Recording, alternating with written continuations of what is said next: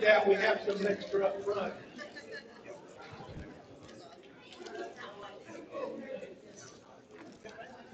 And feel free to bring your coffee and smoothie and cupcake and donut, whatever you got, to the table. It won't bother me.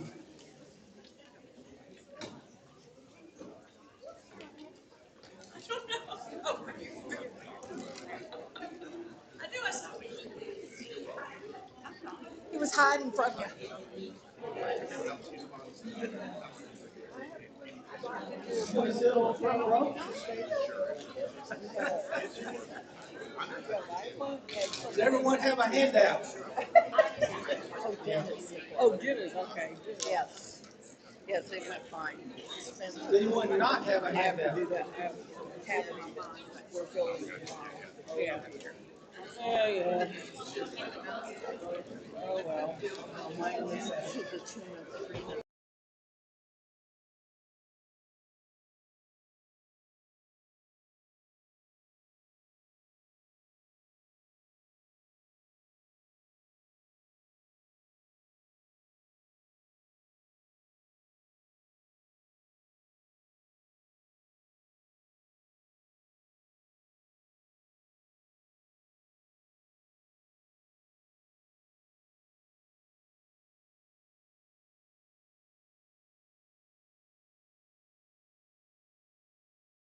Activities that is perfectly okay.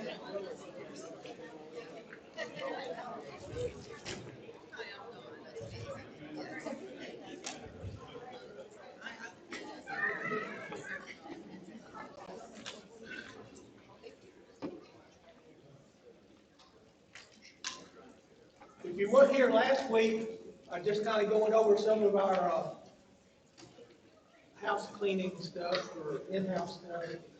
There will be a handout basically every week. So when you come into class, be on the lookout for a handout. There will not be many slides on the screen during this quarter. There will be a few every once in a while, but most of your 99% of your stuff is going to be on the handout. And a lot of the questions, most of the questions will have a biblical reference. So just because I don't put the answer on the board, on the wall, that, you've got the reference so you can look it up on yourself, for yourself. Basically, the class we'll do a little reading of the background of the scripture we're going to be talking about, and then we'll go in and dissect the verses by question and answering. And that's that way. Also, if you'll notice, if you were here last week, you got an outline, a scheduled outline of what we're going to be covering each week. If you were not here last week, you'd like a copy of that, let me know. There is a couple of copies here left from last week. Some week we'll be covering more verses than others. Like last week we only covered 11 verses. Today we're going to cover 18. There's a couple of weeks we're going to cover like 5 or 6. But then there's some there's going to be like in the 15 to 20 range. So what I'm asking you to do is read ahead of time each week, because we may or may not actually read the scripture in class. Now, we're running late today, so we may not read today's scripture. So we're just going to play it by ear. Depends on how late y'all let me run today. So if y'all let me go to 11:30, we'll be on time. That makes sense. You're in control. Huh? You are in control. Oh, no. Oh, no. As long as we beat the Baptists to the rest of it. When I was growing up, that's what we used to do. We get out at 11, so we had a full hour to beat the Baptists. Did y'all do that in Prattville? Oh yeah. So a couple of things real quick.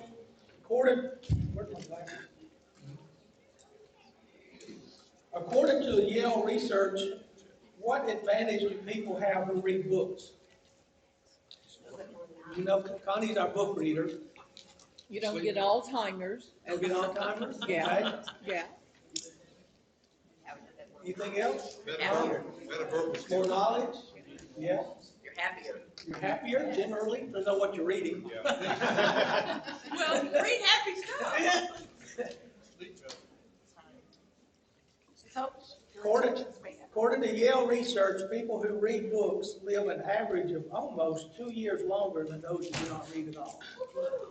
So, Connie, you've got a long ways to go. They have to finish all their books. Yeah, if you're like me, you start one and then you get bored with it. You go to something else. Yeah, I've done that before. If April showers bring May flowers, what do May flowers bring? Pilgrims. There you go.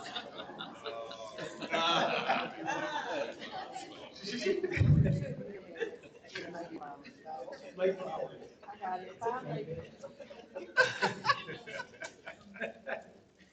Dana Perino gave that on Fox one day. Blame her. So,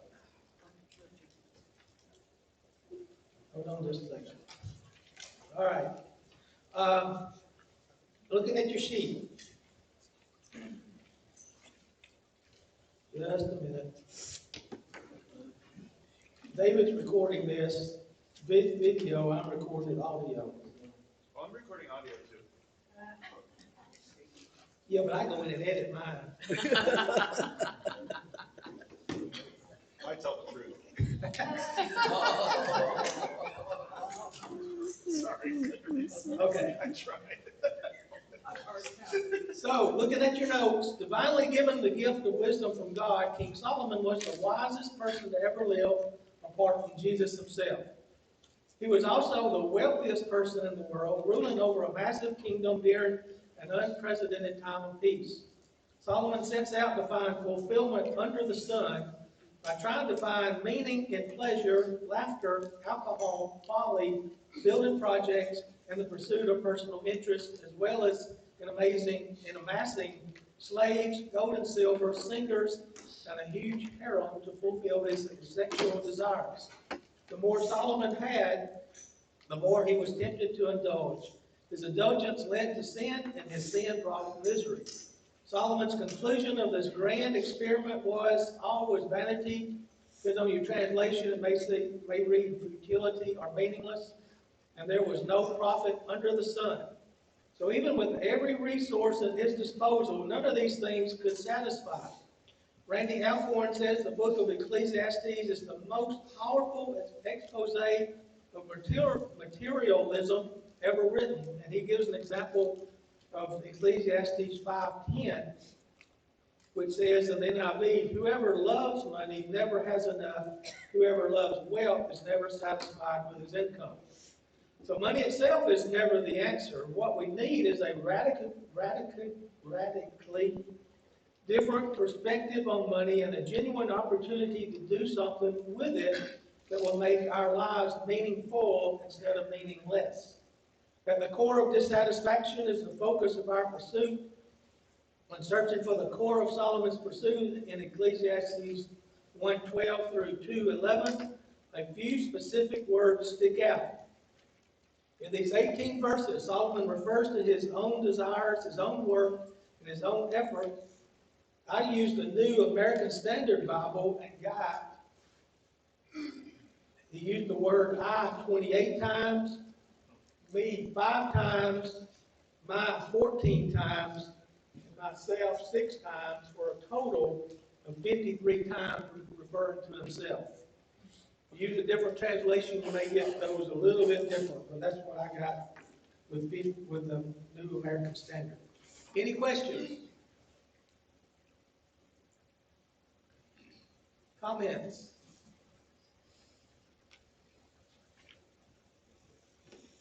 Zach, are y'all having trouble getting baby formula? No? Okay. So, all right, we're going to do this. Who would like to read Ecclesiastes 1:12 through 18? 12 through 18.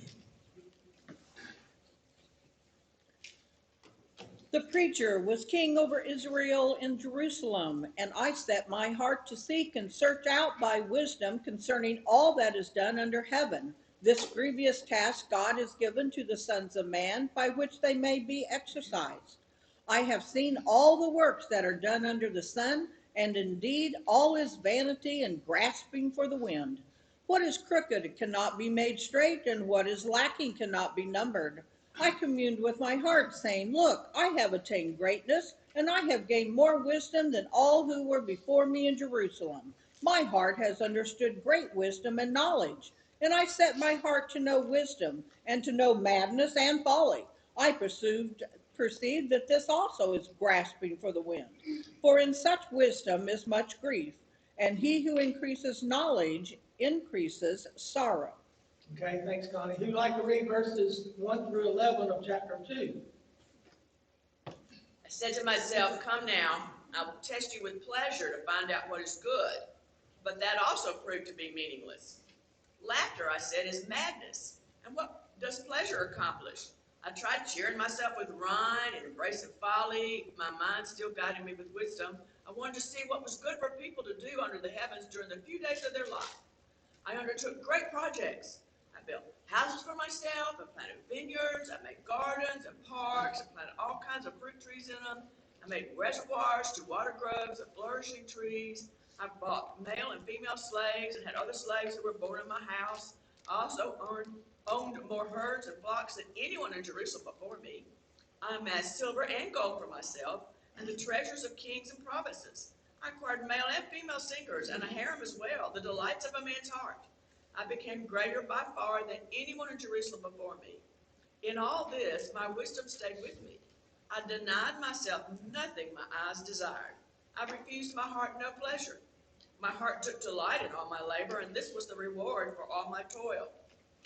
Yet when I surveyed all that my hands had done and what I had told to achieve, everything was meaningless, a chasing after the wind. Nothing was gained under the sun. Okay, thanks, Deborah. Did you notice how many times I was used? Yeah, over the sun. I mean, it's almost in every verse, and sometimes multiple times in a verse. So what position did Solomon hold to authorize and empower him to write and make these observations and teachings? Of course, he was king. He was king, He exactly. did what he wanted to do. Yeah, king over Israel and Jerusalem. And where did we see that statement before? Verse 1. Maybe like last week? Yeah, verse 1. Yeah, in verse 1 of chapter 1. It's where he first says that. Then he repeats it again at 12. You going to say something, David? Okay. So what great task did Solomon set his mind and commit himself? Verse 13. All right, studying and exploring by wisdom. What else? Well, in verse 3, he says, what would be good for people to do the few days of their life. Okay? But here he's talking about studying and searching out by wisdom everything that is done under heaven. Why would he have said this? Why was he saying that? What the last part of verse 13 says? Say. Burden God laid on me. Yeah, it's a task which God had given to the sons of men to be afflicted with. New American Standard. Anybody have a different translation that says something that says it a little bit different? What a heavy burden God has laid on mankind. Okay, that's NIV. Yeah. Okay. So having seen the works done under the sun, what did he conclude in 14 and 15? Chasing after the wind. I'm sorry, Marie. Chasing after the wind. Chasing after the wind. What else? Meaningless. Meaningless. New American says vanity. Some translations say vapor. So why did he come to this conclusion? Why did he come to the conclusion that everything is vanity, meaningless, or vapor? Most of what he was doing was self-centered. That's part of it. It was Yeah. all him. Yeah. That's a big part of it, maybe. So man cannot satisfy his Okay. own needs.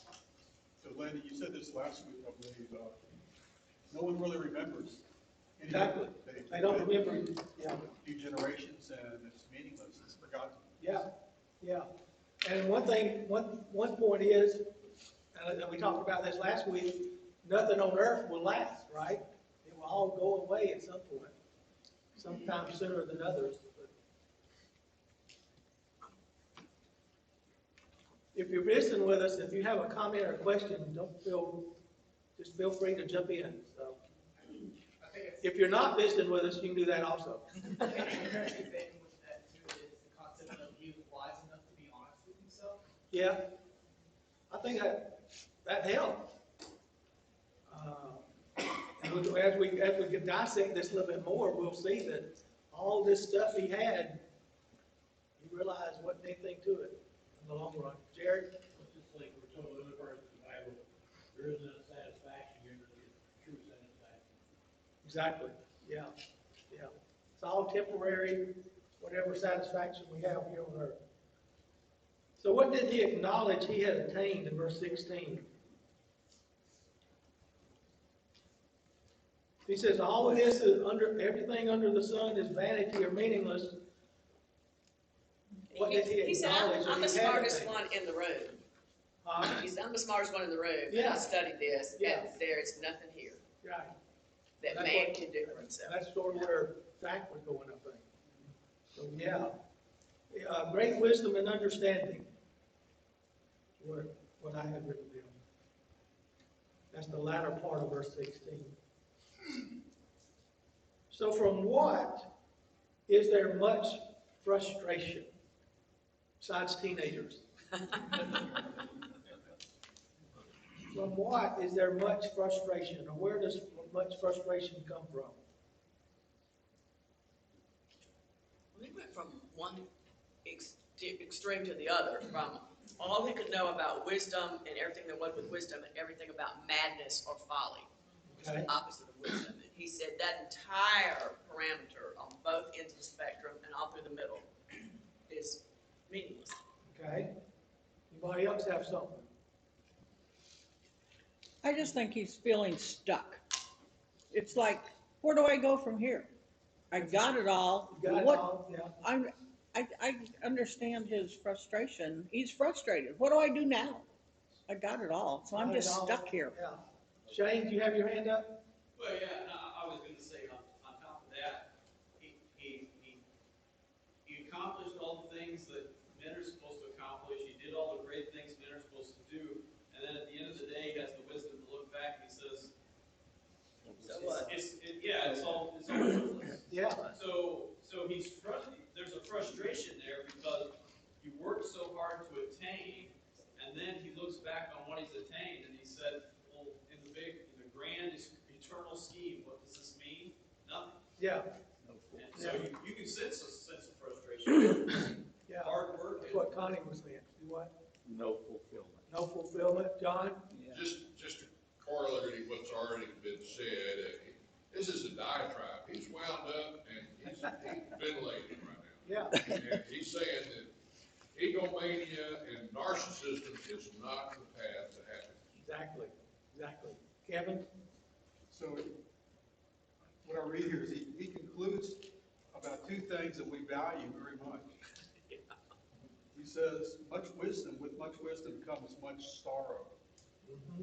And something else we value, with more knowledge, more grief. Exactly. Ignorance is bliss. Sometimes. Which brings me to number 6. Regarding verse 18, Bible commentator Matthew Henry said, the more we know, the more we see of our own ignorance. So do you think this is a fair statement?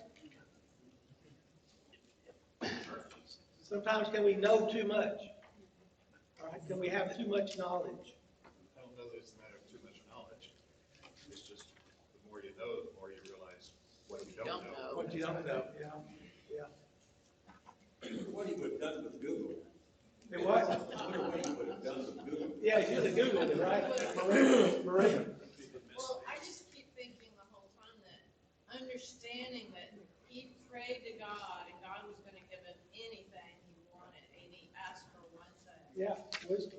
And God was like, wow, that's really cool that you did that. So I'm also gonna give you All this other money and stuff. all that. Yeah. So when he Yeah. describes himself, he's not exaggerating, because God himself gave him, Yeah, all of that. And I just think it's a really cool book, because I used to not at all, but I do.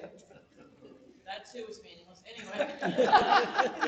Because it's the soul is what matters. And these things are all, they're the other, and they're what most people seek, but that's the end, is that it's really about our soul and only God.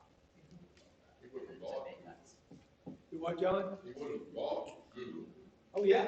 He was Google at the yeah, time. it was, it would have been, Yeah, even the Queen of Sheba came to him yeah. and talked to him and get answers from it. So, Hey, Lynn, yes, sir. my question is, how do you trust somebody like this when they made so many mistakes? Well, you hope they have learned from their mistakes so they can tell you what not to do. And that's what part of this writing is. Oh, yeah. I've done everything you could Yeah. possibly be done, and that was worthless for humans, and that was worthless. Yeah. Now turn to God. Yeah. But do we get caught up in this trap? Absolutely.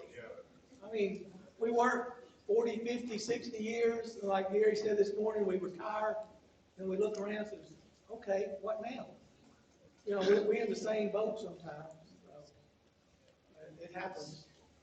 I've got a similar story to yours, Gary, about physics. Mine was calculus.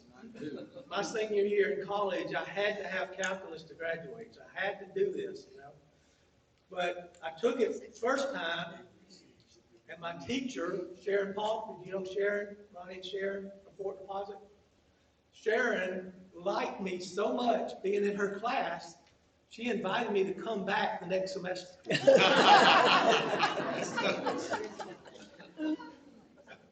Yeah, David, I promise. To teach the class. No, because he wasn't passing the first I time. didn't pass it. That's it. I did not pass it. I had to take her the next time. My instructor told me, he said, you'll never use it. I give you a C. Oh, really? I said, thank you. I have never needed it. Sharon wasn't like that. They've actually visited here back before the oil thing. I used to visit every summer here. I'd run into her sometimes. Anyway, so we've talked about the second part of C. Why or why not? Increasing knowledge results in increasing pain sometimes. So, number 7, now we're in chapter 2. What did Solomon decide to test out, and what did he discover in verse 1?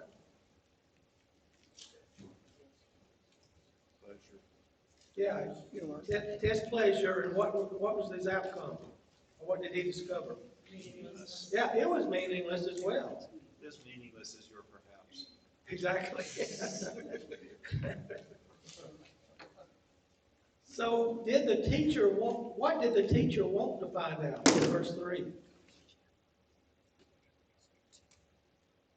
What was he actually looking for? That's what I said. What's good for people to do? Yeah, what's good? What can they do good? Or what should they be doing good? So in his search for pleasure, what sort of things did the preacher Solomon explore? Everything. Everything.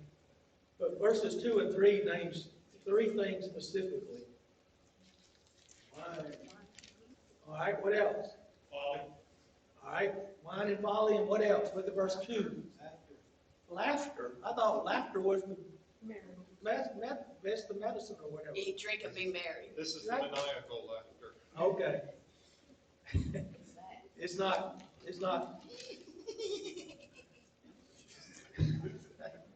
Yeah, was it, Deborah, did you just say eat, drink, and be merry? Is that what Yeah, you said? that's part of the. I mean, Yeah, that's part of what he's talking that's coming about. from. Eat, drink, and be merry. So what guided his heart during the course of his search? Still retain his wisdom. All right, the wisdom is what was guiding him, right? All of this wisdom that he had accumulated was actually what was driving him. So look at number 11. We're going to look at verses 4, 5, and 6, if you want to be looking at it. What great projects did Solomon pursue? What did he pursue in verse 4? Vineyards, and what else? Bob is over here saying houses. He built houses, planted vineyards. We would also refer to those as palaces, not Oh, yeah, houses. they were no Jim Walter Yeah, house. That's just just, palaces. nobody knows what Jim Walter houses are? I do, but others don't. I don't. What's a Jim? You don't know what a Jim Walter house I do is? not. Basically, a prefab house they would bring in and throw up in about a day, but it lacked some stuff that you had to do yourself. It never was 100% complete. It was up to, I think, 90% is as much as they would do. And you would either have to put some paneling up or some trim up or something. Oh, okay. It was cheaper. So. Anybody else not know what a Jim Walker house is? Was this just a South Alabama thing? Y'all have in Georgia, didn't you? Tennessee. They have, I know they have. I knew some people who lived in one. You're thinking about buying one. Go for it. You already redoing one. So no, to go back to Deborah's point, these are not small shacks. These are palaces that he has built.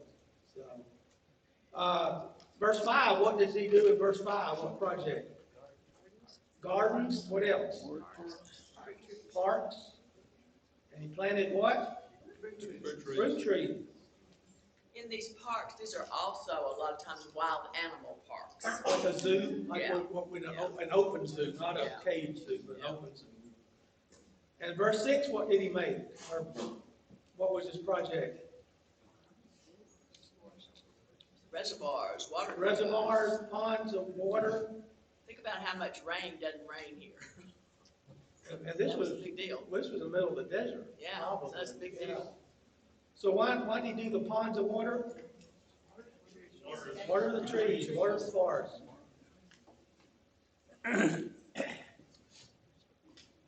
So number 12, we're going to look at verses 7 and 8. What other possessions and delights did Solomon gain? Verse 7. Male, female slaves. What else? Large flocks and herds. And then verse 8, what did he accumulate? Right, silver and gold. Treasures of kings. What else? Singers, harem. Singers. And what else? Harem. His harem. 1,000. So the question, I mean, we commented, someone commented on this last week. If he was so wise, so smart, why did he have all these women that he had to put up with? Wasn't so smart after all.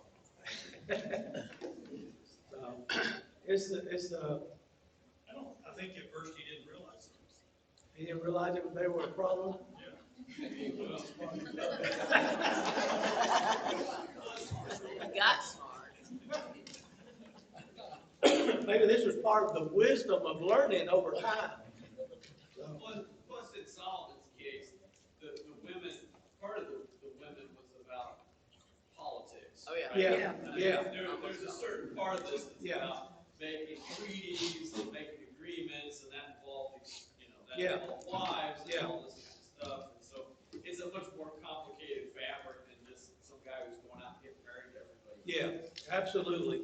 And that's the same thing with all these flocks and herds and all that. They would give flock, that was like their money back then. I mean, their, what they used to. The women were not wives. Concubine. Yeah, concubines. I didn't say wives, I said women. No, I know, but, We we're sometimes talking think about- of them as We're wives. talking about not Yeah. realizing that, well, We had 300 wives and Yeah. 600 concubines. So we Yeah. had way more than anybody here. but still. Did what, Shane? I said he had every kind of woman. He had lots of wives. Yeah, concubines. yeah. And even then, the wives were not as equal with the king We know. No, Yeah, we can study the story back, what was it? Who was it? I'm sorry, Esther. Thank you, Esther. Oh, yeah, That had that risked being killed Yeah. for standing before the king, so. Yeah, absolutely. It was not an equal partnership. So what did Solomon accomplish? Verse 9. Of all this stuff he accumulated, what did he accomplish? Meaningless. No, look at verse 9. Greater. Yeah, he was greater than all who were in Jerusalem before him. That's because he owned all the women. No, that's not the only thing he had, but he accumulated more than anyone else had before him. So how does Solomon describe his pursuit of pleasure? Verse 10. I designed So myself. what happened? Did you say something? What'd you say? If it feels good, do it. And everything he saw or thought about, he did. He thought it would feel good. Whatever your eyes desired and pleasure his heart wanted. So what was his reaction to this great accumulation of wealth in verse 10? Nothing to be gained. Oh, look at it. Well, my Bible He doesn't took talk the about. life, he took the life when he's done. Yeah, he But mine rejoiced. says in his labor, not in his wealth. What was his reaction to this great accumulation of wealth? This was the reward for all my It was a work. reward. He rejoiced. He was happy. Or was he? Well, verse 11 is the yet. Yeah. Yeah. So this brings us to number 16. So, if Solomon pursues whatever his eyes desired and any pleasure of his heart wanted, and he rejoices in his labor, what conclusion about the pursuit of pleasure did he make in verse 11? Meaningless. Found him vanity. What else? What else does it say? Mine says nothing to be gained under the sun. All right. King James reads vexation of the spirit. The what of the spirit? Vexation. Okay. New American says grasping for wind with no profit under the sun. So if you had to put that in Southern slang, how would you answer that?